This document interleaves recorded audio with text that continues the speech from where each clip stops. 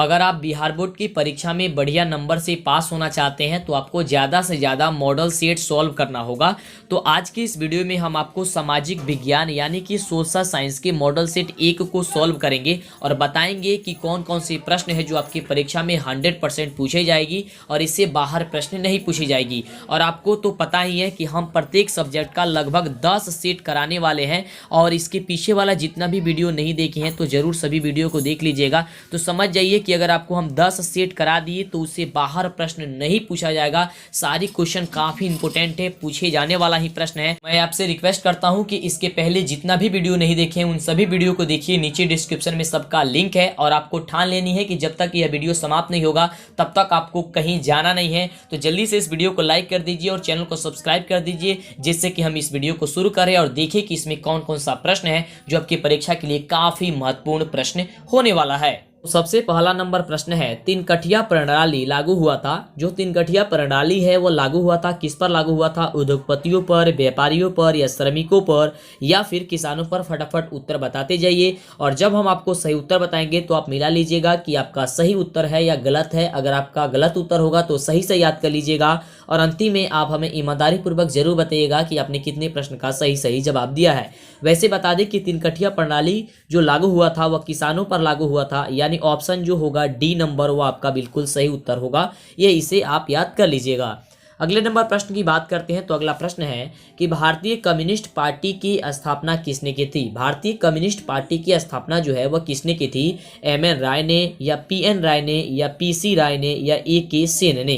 तो आपको बता देना चाहेंगे कि भारतीय कम्युनिस्ट पार्टी की जो स्थापना है वह एम.एन. राय ने की थी, यानी ऑप्शन जो ए नंबर दिया गया है वह क्या हो जाएगा? बिल्कुल करेक्ट उत्तर इसका हो जाएगा। याद करते जाइए सब, और जो भी प्रश्न का उत्तर आप जानते हैं उसे हमें कमेंट में जरूर बताइए। अगला जो प्रश्न है काफी इंपॉर्टेंट प्रश्न है। देखिए बताया जा रहा है प्रश्न में कि पटना में गोलघर का निर्माण किस वर्ष किया गया था? आपको तो पता है कि पटना में गोलघर है, लेकिन गोलघर का जो निर्माण किया गया था वह कब किया गया था आपको बताना है। ऑप्शन कह रहा है कि 1757 ईस्वी में या 1764 ईस्वी में या फिर 1786 ईस्वी में या फिर 1757 ईस्वी में। कब किया गया था पटना में गोलघर का निर्माण, आपको ये बतानी है। तो आपको बता देना चाहेंगे कि पटना में जो गोलघर का निर्माण हुआ था वह 1786 ईस्वी में हुआ था, यानी ऑप्शन जो सी नंबर दिया गया है आपका बिल्कुल करेक्ट उत्तर हो जाएगा। चलते हैं अगले नंबर प्रश्न की ओर और देखते हैं हम सभी का अगला नंबर प्रश्न क्या कह रहा है।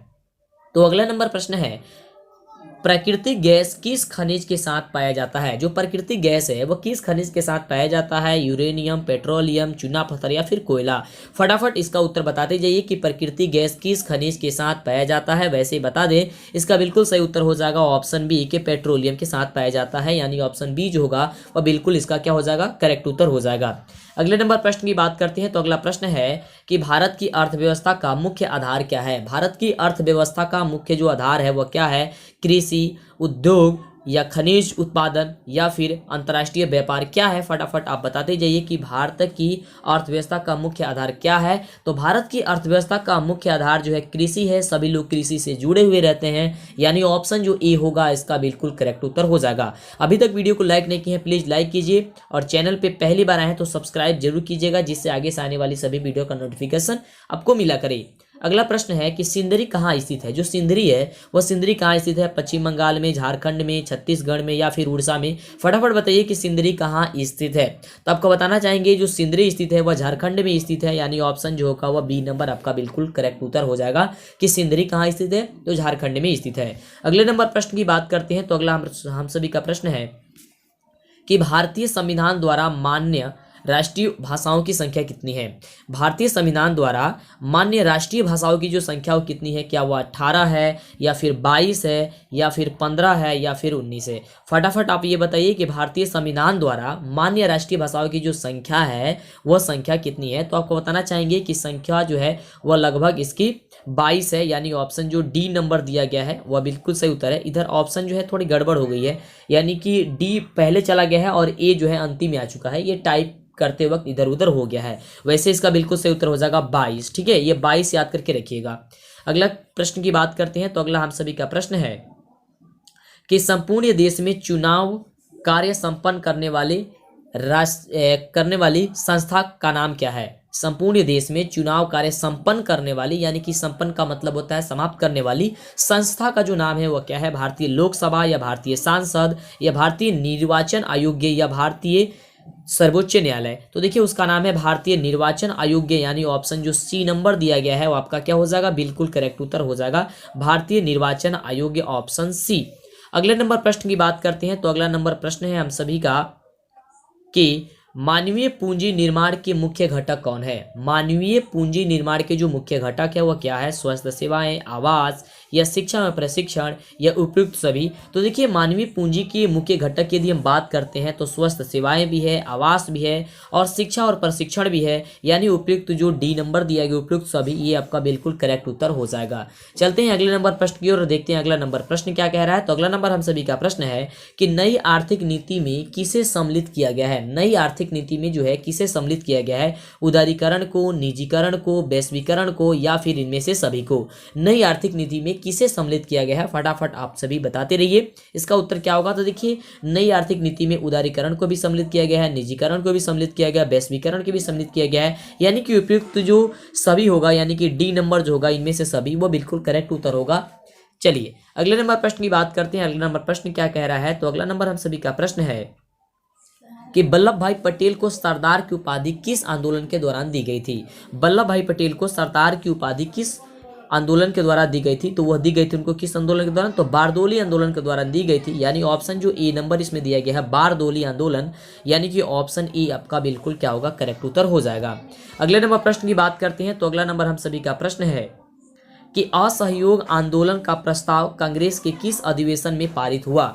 असहयोग आंदोलन का प्रस्ताव कांग्रेस के किस अधिवेशन में पारित हुआ था? सितंबर 1920 कोलकाता या अक्टूबर 1920 अहमदाबाद या नवंबर 1920 फैजपुर या सितंबर 1920 नागपुर? फटाफट बताइए। वैसे इन सारी प्रश्न का उत्तर हमने बता दिया है। जो 300 प्लस क्वेश्चन की जो महा सीरीज चली है ना, लगातार जो आपको 300 प्लस क्वेश्चन बताए हैं, वह वीडियो आप जरूर जा करके देख लीजिए। नीचे डिस्क्रिप्शन में सभी वीडियो का लिंक है, एक भी वीडियो ना छोड़िएगा। अगर एक भी वीडियो आप छोड़ते हैं तो काफ़ी आपको नुकसान हो जाएगी। और ऐप को डाउनलोड नहीं किए हैं तो प्ले स्टोर पर जा करके मंटू सर लिखिए, MANTUSIR, या चैनल का नाम लिखिएगा DLS एजुकेशन, तो आपको ऐप मिल जाएगी। डाउनलोड कीजिए, यानी कि इंस्टॉल कर लीजिए और पढ़ाई करते रहिए। वहाँ पे ही इसको हम अपलोड कर देंगे, ठीक है।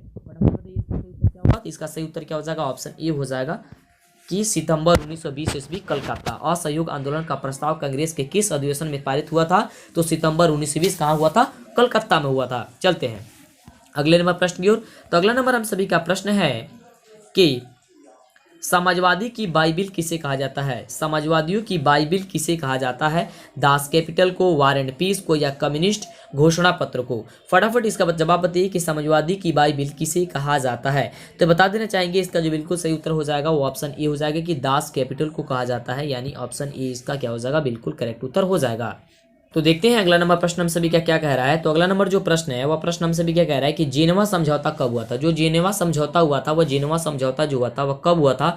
आपको ये बताना है 1954 ईस्वी में, या 1960 ईस्वी में, या 1950 ईस्वी में, या फिर 1946 ईस्वी में। कब हुआ था जेनेवा समझौता, आपको ये बतानी है। तो देखिए आपको बता देना चाहेंगे जेनेवा समझौता की यदि हम बात करते हैं तो जेनेवा समझौता जो हुआ था वह 1954 ईस्वी, यानी कि ऑप्शन जो हो जाएगा वह ए नंबर इसका बिल्कुल करेक्ट उत्तर हो जाएगा। वैसे बात करते हैं तो जेनेवा समझौता 2-3 बार हुई थी, है ना, लेकिन इसका बिल्कुल सही उत्तर यदि बात करते हैं इस प्रश्न के अनुसार तो 1954 जो हो जाएगा। अगले नंबर हम प्रश्न की बात करते हैं। तो अगला नंबर हम सभी का प्रश्न कह रहा है कि जर्मन राइन राज्य का निर्माण किसने किया था? जर्मन राइन राज्य का जो निर्माण है वह किसने किया था? तो देखिए ऑप्शन कह रहा है कि लुई 18वां, या नेपोलियन बोनापार्ट ने, या नेपोलियन तृतीय यानी कि थर्ड, और एस्वर्क ने। तो देखिए इसका बिल्कुल सही उत्तर हो जाएगा ऑप्शन बी नंबर की नेपोलियन बोनापार्ट, यानी ऑप्शन बी जो होगा वह बिल्कुल क्या हो जाएगा? करेक्ट उत्तर हो जाएगा। अगले नंबर हम प्रश्न की बात करते हैं। तो अगला हम सभी का प्रश्न कह रहा है कि समाजवादी शासन का पहला प्रयोग कहाँ हुआ था? समाजवादी शासन का पहला प्रयोग जो हुआ था कहाँ हुआ था? रूस में, जापान में, चीन में, या फिर क्यूबा में? तो देखिए समाजवादी शासन का पहला जो प्रयोग हुआ था वह रूस में हुआ था, यानी ऑप्शन जो हो जाएगा वह ई नंबर सही हो जाएगा। आप लोग आंसर देते रहिए, और आंसर आप सभी का सही है तो बहुत बढ़िया बात है। अगर नहीं सही है तो आप सही से याद कर लीजिए, ठीक है, लेकिन आंसर देना मत छोड़िए, आंसर देते रहिए। और अंतिम में आप जरूर बताइएगा कि आपने कितने प्रश्न का उत्तर दिया है। और इसी तरह का वीडियो पाने के लिए और बढ़िया से तैयारी करने के लिए तो जल्दी से पहले चैनल को सब्सक्राइब कीजिए, क्योंकि जब तक चैनल को सब्सक्राइब नहीं करेंगे तब तक आपको आगे से कोई भी वीडियो नहीं मिल पाएगा। वो लाइव टेस्ट हो, लाइव क्लास हो या कुछ भी हो, आपको वीडियो नहीं मिलेगा। तो जल्दी से पहले चैनल को सब्सक्राइब कर लीजिए और सभी वीडियो देखिए, दोस्तों में भी शेयर कर दीजिए। अगला प्रश्न कह रहा है कि भारतीय राष्ट्रीय कांग्रेस की स्थापना जो हुई थी वो कब हुई थी। भारतीय राष्ट्रीय कांग्रेस की जो स्थापना, जो कांग्रेस छपते हैं हाथ छाप, उसकी जो स्थापना हुई थी कब हुई थी। 1879 ईस्वी में या 1881 में या 1883 में या 1885 में। तो देखिए भारतीय राष्ट्रीय कांग्रेस की जो स्थापना हुई थी वो 1885 ईस्वी में हुई थी, यानी ऑप्शन की बात करते हैं ऑप्शन डी, वो आपका क्या हो जाएगा, बिल्कुल सही उत्तर हो जाएगा। अगले नंबर प्रश्न की बात करते हैं। अगला प्रश्न है कि B.S. नायपाल कौन थे। B.S. नायपाल जो थे वह कौन थे। नोबेल पुरस्कार विजेता थे या व्यापारी थे या इंजीनियर थे या फिर मजदूर नेता थे। तो देखिए यदि हम बात करते हैं B.S. नायपाल को, तो एक नोबेल पुरस्कार विजेता थे, यानी ऑप्शन जो हो जाएगा वह ए नंबर इसका बिल्कुल राइट उत्तर हो जाएगा। चलते हैं अगले नंबर प्रश्न की ओर और देखते हैं अगला नंबर प्रश्न हम सभी का क्या कह रहा है। तो अगला नंबर प्रश्न है हम सभी का कि किसने कहा मुद्रण ईश्वर की दी हुई महानतम देन है, सबसे बड़ा तोहफा। किसने कहा था कि मुद्रण ईश्वर की दी हुई महानतम देन है, सबसे बड़ी तोहफा। महात्मा गांधी ने कहे थे या मार्टिन लूथर ने कहे थे या मोहम्मद पैगंबर ने कहे थे या फिर ईसा मसीह ने कहे थे। तो देखिए यह कहे थे मार्टिन लूथर ने, यानी ऑप्शन बी हो जाएगा। उन्होंने कहे थे कि मुद्रण ईश्वर की दी हुई महानतम देन है, सबसे बड़ी तोहफा, यानी ऑप्शन बी हो जाएगा। अगले नंबर प्रश्न की हम बात करते हैं। तो अगला प्रश्न हम सभी का कह रहा है कि फॉरवर्ड ब्लॉक की स्थापना किसने की थी। फॉरवर्ड ब्लॉक की जो स्थापना है वो किसने की थी। जवाहरलाल नेहरू ने या फिर कैप्टन मोहन सिंह ने या फिर सुभाष चंद्र बोस ने या रविंद्रनाथ टैगोर ने। तो देखिए फॉरवर्ड ब्लॉक की जो स्थापना की थी वो किसने की थी, तो इसका बिल्कुल सही उत्तर हो जाएगा ऑप्शन बी नंबर कि सुभाष चंद्र बोस ने। लेकिन यहाँ पे ऑप्शन जो सी की जगह बी टाइप हुआ है, यानी कि ऊपर नीचे ये ऑप्शन हो गया है टाइप करते वक्त। देखिए यहाँ पे सी दिखा रहा है, तो ये होगा सुभाष चंद्र बोस जी ने, यानी ऑप्शन बी नंबर होगा। बी नंबर टाइप है, यहाँ पे देखिए बी नंबर दिखाई दे रहा है ना, और ऊपर सी चला गया है, मतलब नीचे का ऊपर, ऊपर का नीचे हो गया है टाइप करते वक्त। उससे कोई मतलब नहीं है, हम लोग को सही उत्तर याद करनी है। सही उत्तर क्या होगा, सुभाष चंद्र बोस। चलते हैं अगले नंबर प्रश्न की ओर, देखते हैं अगला नंबर प्रश्न क्या कह रहा है। अगला नंबर प्रश्न है कि बृहद क्षेत्र में जल की उपस्थिति के कारण ही पृथ्वी को क्या कहते हैं। आगे से जो भी टाइप कर रहे हैं उनको हम बता देंगे कि यहाँ पे ओले क्या कर दे रहे हैं, मिस्टेक कर दे रहे हैं, तो वह सुधार देंगे, तो आगे से दिक्कत नहीं होगी। अगला प्रश्न कह रहा है कि बृहद क्षेत्र में जल की उपस्थिति के कारण ही पृथ्वी को हम लोग कहते हैं, क्या कहते हैं, उजला ग्रह, नीला ग्रह, हरा ग्रह या लाल ग्रह। तो आप तो इसका उत्तर जानते ही हैं कि बृहद क्षेत्र में जल की उपस्थिति के कारण हम लोग क्या कहते हैं, नीला ग्रह कहते हैं, यानी ऑप्शन जो हो जाएगा वह बी नंबर इसका क्या हो जाएगा, बिल्कुल करेक्ट हो जाएगा। अगले नंबर हम प्रश्न की बात करते हैं। तो अगला नंबर प्रश्न हम सभी का है कि भाखड़ा नागल परियोजना किस नदी पर अवस्थित है। भाखड़ा नागल परियोजना जो है किस नदी पर अवस्थित है, नर्मदा, झेलम या सतलज या फिर ब्यास। तो देखिए इसकी सही उत्तर की हम बात करते हैं 22 नंबर प्रश्न का, तो इसका बिल्कुल सही उत्तर हो जाएगा ऑप्शन सी नंबर सतलज। ठीक है, भाखड़ा नागल परियोजना किस नदी पर अवस्थित है, तो सतलज हो जाएगा, यानी ऑप्शन जो हो जाएगा बस सी नंबर इसका बिल्कुल करेक्ट उत्तर हो जाएगा। ठीक है, देखिए कई जगह गैस पेपर में जो गैस पेपर होता है या कई जगह चैनल पे क्या होता है गलत उत्तर बताया जाता है, तो उन लोगों से थोड़ी सी सावधान रहिए। ठीक है, चलिए ये सभी क्वेश्चन सही है, अगर हमसे भी कहीं एक दो हो जाता है तो उसके लिए कोई बड़ी बात नहीं है, लेकिन अगर ज़्यादा से ज़्यादा अगर कहीं पे उत्तर गलती मिलना शुरू हो जाए तो फिर आपको दिक्कत है। लेकिन हम जो भी लेकर के आते हैं वो ज़्यादा से ज़्यादा चेक किया हुआ रहता है ना, पूरे एकदम मतलब गलती नहीं हुआ रहता है, पूरे एक बार हम चेक करके तब बनाते हैं वीडियो को। ठीक है, तो इसका बिल्कुल सही उत्तर क्या हो जाएगा, ऑप्शन सी होगा। आपको घबराना नहीं है, ये सारी के सारी क्वेश्चन का आंसर जो है वो सही है। अगला प्रश्न कह रहा है कि पूर्व मध्य रेलवे का मुख्यालय कहाँ स्थित है, कहाँ है पूर्व मध्य रेलवे का जो मुख्यालय वह कहाँ है, तो देखिए वह हाजीपुर में है, यानी ऑप्शन बी हो जाएगा इसका राइट उत्तर। क्या हो जाएगा, पूर्व मध्य रेलवे का मुख्यालय कहाँ है, तो हाजीपुर, यानी ऑप्शन बी। अगले नंबर प्रश्न की बात करते हैं। तो अगला नंबर प्रश्न हम सभी का है कि कहलगांव तापीय विद्युत परियोजना किस जिले में अवस्थित है। कहलगांव तापीय विद्युत परियोजना किस जिले में अवस्थित है, भागलपुर, मुंगेर, जमुई, साहिबगंज, कहाँ पे स्थित है, फटाफट इसका सही उत्तर आप बताइए। तो इसका बिल्कुल सही उत्तर जो हो जाएगा क्या हो जाएगा, भागलपुर हो जाएगा, यानी ऑप्शन जो ए नंबर दिया गया है आपका क्या हो जाएगा, बिल्कुल करेक्ट उत्तर हो जाएगा। अगला नंबर प्रश्न की हम बात करते हैं। तो अगला नंबर जो प्रश्न है वो कह रहा है कि भारत में सबसे पहले की रेलगाड़ी किन स्टेशन के बीच चली थी। भारत में सबसे पहले रेलगाड़ी किन स्टेशन के बीच चली थी। देखिए तो भारत में सबसे पहले यदि रेल चलने की बात की जाती है, रेलगाड़ी चलने की बात, तो मुंबई से ठाणे के बीच चली थी, यानी ऑप्शन जो सी नंबर दिया गया है वो इसका क्या हो जाएगा, बिल्कुल सही उत्तर हो जाएगा। मुंबई से ठाणे के बीच चली थी, इसे आप याद करके रखिएगा, मुंबई से कहाँ, ठाणे के बीच। अगले नंबर प्रश्न की बात करते हैं, तो अगला नंबर हम सभी का प्रश्न है कि भारत में कौन सा राज्य सबसे अधिक गेहूं उत्पादन करता है। भारत में वह कौन ऐसा राज्य है जहां पे सबसे ज़्यादा गेहूं का उत्पादन किया जाता है। तो देखिए वह राज्य है उत्तर प्रदेश, यानी ऑप्शन जो सी नंबर दिया गया है आपका बिल्कुल सही उत्तर है। हालांकि हरियाणा पंजाब में भी सबसे ज़्यादा गेहूँ उपजाऊ किया मतलब उत्पादन किया जाता है, लेकिन सबसे ज़्यादा यदि हम बात करते हैं भारत में तो उत्तर प्रदेश में की जाती है, यानी ऑप्शन जो सी नंबर दिया गया है वो आपका बिल्कुल करेक्ट उत्तर होगा। अगले नंबर हम प्रश्न की बात करते हैं, तो यहाँ पे कह रहा है प्रश्न कि किस फसल का सुनहरा रेशा कहा जाता है। कौन ऐसी फसल है जिसे सुनहरा रेशा के नाम से जाना जाता है, जूट, तंबाकू, कपास या फिर रबर। तो देखिए इसका बिल्कुल सही उत्तर हो जाएगा जूट, यानी ऑप्शन नंबर ए हो जाएगा इसका बिल्कुल करेक्ट उत्तर कि किस फसल को सुनहरा रेशा कहा जाता है, तो ऑप्शन ए नंबर हो जाएगा जूट को। चलते हैं अगले नंबर प्रश्न की ओर, देखते हैं अगला नंबर प्रश्न क्या कह रहा है। तो अगला नंबर प्रश्न हम सभी का है कि चाय के उत्पादन में विश्व में भारत का कौन सा स्थान है। चाय के उत्पादन में, जो चाय का उत्पादन है वो भारत में कौन सा इसका स्थान रहा है, क्या प्रथम है, दूसरा है या तृतीय या फिर चौथा है। चाय उत्पादन में विश्व के भारत का कौन सा स्थान रहा है आपको ये बतानी है। तो देखिए इसका दूसरा स्थान रहा है, यानी ऑप्शन जो होगा इसका बी नंबर करेक्ट उत्तर होगा कि चाय के उत्पादन में विश्व में भारत का जो स्थान है वो दूसरा स्थान है, यानी कि 2 नंबर पे यह स्थान है भारत में चाय उत्पादन का। अगले प्रश्न की हम बात करते हैं, तो कह रहा है प्रश्न की भारत का प्रथम तेल शोधक कारखाना कहाँ स्थित है। भारत का प्रथम तेल शोधक जो कारखाना है वह कहाँ स्थित है। ऑप्शन कह रहा है कि मथुरा में या बरौनी में या फिर डिगबोई में या फिर गुवाहाटी में। तो देखिए अगर हम बात करते हैं कि भारत का प्रथम तेल शोधक कारखाना कहाँ स्थित है, तो वह डिगबोई में स्थित है, यानी ऑप्शन सी नंबर बिल्कुल करेक्ट उत्तर होगा। ठीक है, बहुत लोग क्या करते हैं बरौनी पे टिक करते हैं, तो देखिए बरौनी नहीं होगा, ये डिगबोई होगा, यानी ऑप्शन सी होगा। अगले नंबर प्रश्न की बात करते हैं, तो अगले प्रश्न हम सभी क्या कह रहा है कि विश्व पर्यावरण दिवस कब मनाया जाता है। विश्व जो पर्यावरण दिवस है वह पर्यावरण दिवस कब मनाया जाता है आपको ये बतानी है। तो देखिए विश्व पर्यावरण दिवस जो है वह 5 जून को मनाया जाता है, यानी ऑप्शन जो ए नंबर कह रहा है वो आपका क्या हो जाएगा, बिल्कुल करेक्ट उत्तर हो जाएगा। अगले नंबर हम प्रश्न की बात करते हैं, तो अगला नंबर प्रश्न हम सभी का है कि सत्ता में भागीदारी की सर्वोत्तम प्रणाली कहाँ विकसित हुई है। सत्ता में भागीदारी की सर्वोत्तम प्रणाली कहाँ पे विकसित हुई है। श्रीलंका में, भारत में, ब्राजीलिया में या फिर पाकिस्तान में, कहाँ पे हुई है सत्ता में भागीदारी की सर्वोत्तम प्रणाली कहाँ पे विकसित हुई है। तो आप सभी जानते ही हैं कि कहाँ पे उसकी भागीदारी सर्वोत्तम विकसित हुई है, तो इसका बिल्कुल करेक्ट उत्तर हो जाएगा ऑप्शन सी नंबर की बेल्जियम में, यानी ऑप्शन सी जो होगा क्या हो जाएगा, ऑप्शन सी आपका बिल्कुल राइट उत्तर हो जाएगा। अगले नंबर प्रश्न की हम बात करते हैं, तो अगला प्रश्न हम सभी का है कि ताड़ी विरोधी आंदोलन निम्नलिखित में से किस प्रांत में शुरू किया गया। ताड़ी विरोधी आंदोलन निम्नलिखित में से किस प्रांत में जो है वह शुरू किया गया था।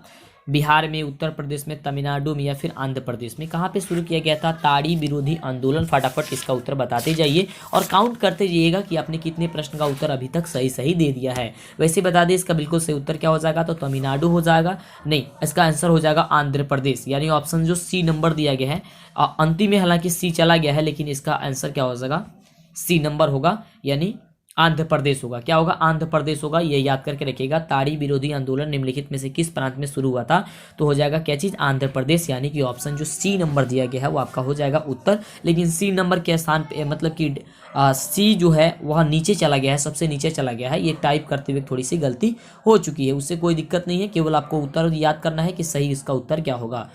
अगले नंबर प्रश्न की बात करते हैं। अगला जो प्रश्न है हम सभी का है कि भारत में वित्तीय वर्ष कहा जाता है। जो भारत है, भारत में वित्तीय वर्ष जो है वह कहा जाता है, कब कहा जाता है, फटाफट बताइए। 1 जनवरी से 31 दिसंबर तक, या 1 जुलाई से 30 जून तक, या 1 अप्रैल से 31 मार्च तक, या 1 सितंबर से 31 अगस्त तक। इसका उत्तर बताइए फटाफट। ये काफ़ी आसान क्वेश्चन है कि भारत में वित्तीय वर्ष जो है वह कब कहा जाता है। भारत में वित्तीय वर्ष कब कहा जाता है, इसका उत्तर आप सभी फटाफट बताते रहिए। वैसे बता देना चाहेंगे इसका जो बिल्कुल सही उत्तर हो जाएगा वो हो जाएगा 1 अप्रैल से 31 मार्च तक, यानी ऑप्शन सी नंबर जो होगा इसका बिल्कुल क्या होगा, करेक्ट उत्तर हो जाएगा। क्या हो जाएगा, ऑप्शन सी नंबर इसका बिल्कुल करेक्ट उत्तर हो जाएगा। अगले नंबर हम प्रश्न की बात करते हैं, तो अगला प्रश्न हम सभी का कि लोकतंत्र में चुनावों में भाग लेने और अपने प्रतिनिधित्व को चुनने का अधिकार कैसे है, मतलब किसे है। लोकतंत्र में चुनावों में भाग लेने, देखिए लोकतंत्र जो हमारा है उसमें चुनाव में भाग लेना और प्रतिनिधियों का चुनाव करना, जो प्रतिनिधि है उसका चुनाव करना, ये किसका अधिकार है? तो ये अधिकार जनता को है, क्योंकि जनता है वही क्या करेगी, किसी भी प्रतिनिधि को चुनेगी और खुद भी वह इलेक्शन में यानी कि लोकतंत्र के चुनाव में खड़ा हो सकती है। यानी ऑप्शन जो बी नंबर होगा क्या होगा, वह बिल्कुल करेक्ट उत्तर हो जाएगा। अगले नंबर प्रश्न की हम बात करते हैं। तो अगला हम सभी का प्रश्न है कि भारतीय लोकतंत्र के कितने अंग है? भारतीय लोकतंत्र की जो है कितने अंग है? 1, 3, 4 या 5? तो देखिए भारतीय लोकतंत्र के 3 अंग होते हैं। कौन कौन से होते हैं आपको तो पता है, विधायिका, न्यायपालिका और कार्यपालिका। यानी ऑप्शन जो हो जाएगा बी नंबर से हो जाएगा 3। ठीक है, विधायिका, कार्यपालिका, न्यायपालिका, ये 3 ही हैं भारत में लोकतंत्र के अंग। अगले प्रश्न की हम बात करते हैं। तो अगला प्रश्न हम सभी का है कि भारत में संघ एवं राज्यों के बीच अधिकारों का विभाजन कितनी सूचियों में हुआ है? भारत में संघ एवं राज्यों के बीच अधिकारों का जो विभाजन हुआ है वो कितनी सूचियों में होता है? कितनी सूचियों में हुआ है? संघीय सूची में, राज्य सूची में या फिर संघीय सूची, राज्य सूची या समवर्ती सूची या इनमें से कोई नहीं? तो देखिए इसका बिल्कुल सही उत्तर हो जाएगा ऑप्शन सी कि संघीय सूची, राज्य सूची और समवर्ती सूची में। अगले नंबर हम प्रश्न की बात करते हैं। तो अगला प्रश्न है हम सभी का कि वर्तमान में नेपाल की शासन प्रणाली कैसी है? मतलब वर्तमान का मतलब क्या होता है, जो फिलहाल चल रहा है। तो जानते हैं आप कि नेपाल में भी क्या हो गई है, लोकतंत्रात्मक हो गई है, यानी कि वह भी लोकतांत्रिक हो गया है। यानी ऑप्शन जो ए नंबर हो जाएगा आपका बिल्कुल करेक्ट उत्तर हो जाएगा। अगले नंबर हम प्रश्न की बात करते हैं। तो अगला प्रश्न हम सभी का है कि संघीय व्यवस्था में डैश सरकार होती है? संघीय व्यवस्था में डैश सरकार होती है? दोहरी, एकल, ए या बी दोनों या इनमें से कोई नहीं? तो देखिए संघीय व्यवस्था में यदि हम बात करते हैं तो दोहरी सरकार होती है। यानी ऑप्शन जो होगा इसका ए नंबर इसका बिल्कुल करेक्ट उत्तर हो जाएगा। अगले नंबर हम प्रश्न की बात करते हैं। तो अगला प्रश्न हम सभी का है कि 1971 ईस्वी के आम चुनाव में सत्तारूढ़ कांग्रेस ने डैश का नारा दिया था? काफ़ी इंपॉर्टेंट क्वेश्चन है, याद करके रखिएगा कि 1971 ईस्वी के आम चुनाव में सत्तारूढ़ कांग्रेस ने डैश का नारा दिया था। ऑप्शन है कि गरीबी हटाओ, पूर्ण स्वराज, ए या बी दोनों या इनमें से कोई नहीं? तो देखिए 1971 के आम चुनाव में सत्तारूढ़ कांग्रेस ने जो नारा दिया था वह दिया था गरीबी हटाओ का। यानी ऑप्शन जो ए नंबर दिया गया है आपका क्या हो जाएगा, बिल्कुल करेक्ट उत्तर हो जाएगा ऑप्शन ए कि गरीबी हटाओ। अगले नंबर प्रश्न की बात करते हैं। तो अगला प्रश्न हम सभी का है कि संपूर्ण क्रांति का आह्वान किसने किया था? संपूर्ण क्रांति का आह्वान किसने किया था? जयप्रकाश नारायण ने, मोहनदास करमचंद गांधी ने या फिर नेहरू ने या फिर इनमें से कोई नहीं? तो देखिए संपूर्ण क्रांति का आह्वान जो किया था वह मोहनदास करमचंद गांधी ने किया था। यानी ऑप्शन जो बी नंबर दिया गया है वह क्या हो जाएगा आपका बिल्कुल करेक्ट उत्तर हो जाएगा। अगले नंबर हम प्रश्न की बात करते हैं। तो अगला प्रश्न हम सभी का है कि भारत में योजना आयोग का गठन जो किया गया था वह कब किया गया था? भारत में योजना आयोग का गठन, तो देखिए भारत में योजना आयोग का गठन जो किया गया था वह कब किया गया था? तो 15 मार्च 1950 ईस्वी को किया गया था। यानी कि ऑप्शन जो ए नंबर दिया गया है वो आपका बिल्कुल क्या हो जाएगा, करेक्ट उत्तर हो जाएगा कि 15 मार्च 1950 ईस्वी को। अगले नंबर प्रश्न की हम बात करते हैं। तो अगला प्रश्न हम सभी का बाबू कि प्लास्टिक मुद्रा है, जो प्लास्टिक मुद्रा है वह क्या है? एटीएम है, ड्रॉप्ड है, चेक है, उपयुक्त तीनों है? तो देखिए प्लास्टिक मुद्रा की बात करते हैं वो तो एटीएम है ना। और एटीएम का पूरा नाम क्या होता है? Automatic teller machine. यानी कि ऑप्शन हो जाएगा आपका ए नंबर, एटीएम है।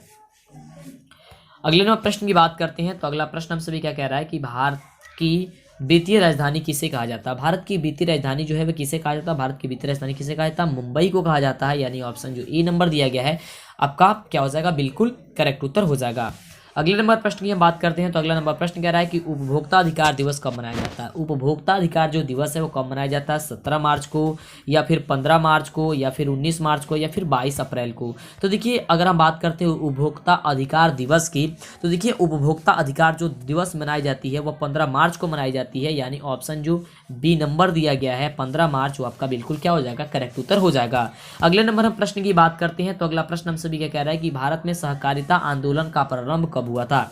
भारत में सहकारिता आंदोलन का जो प्रारंभ हुआ था कब हुआ था? 1904 में, 1905 में, 1907 में या 1920 में? तो देखिए भारत में सहकारिता आंदोलन का जो प्रारंभ हुआ था वह कब हुआ था? तो 1904 ईस्वी में हुआ था। यानी ऑप्शन जो ए नंबर दिया गया है आपको बिल्कुल करेक्ट उत्तर हो जाएगा।